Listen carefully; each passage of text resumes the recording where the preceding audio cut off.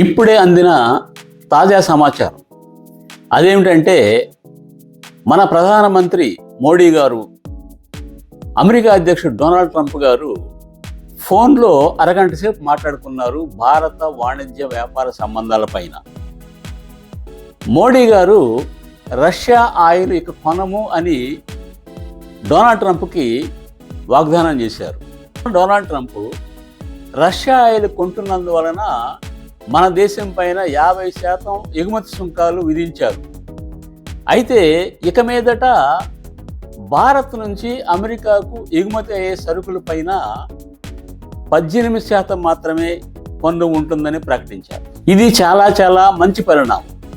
ఎందుకంటే మన రూపాయి విలువ డాలర్తో పోల్చినప్పుడు తగ్గిపోవడానికి ఈ 50% ఎగుమతి సుంకాలు అనేది గొప్ప కారణమైంది. ఆ తర్వాత మన ఆంధ్రప్రదేశ్లో భీమవరం ప్రాంతంలో రొయ్యల వ్యాపారులు వాళ్ళు పండించిన రొయ్యలన్నీ కూడా కోల్డ్ స్టోరేజ్లో పెట్టుకొని వాళ్ళు ఇప్పటి వరకు వేచి ఉన్నారు, నష్టాలు భరిస్తున్నారు.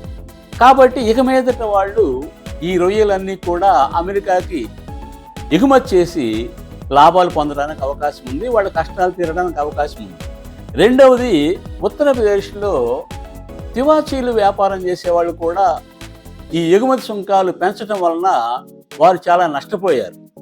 వాళ్ళు కూడా ఇక మీదట వారి యొక్క ఉత్పత్తులను అమెరికాకి ఎగుమతి చేసి లాభాలు సంపాదించే అవకాశం ఉంది.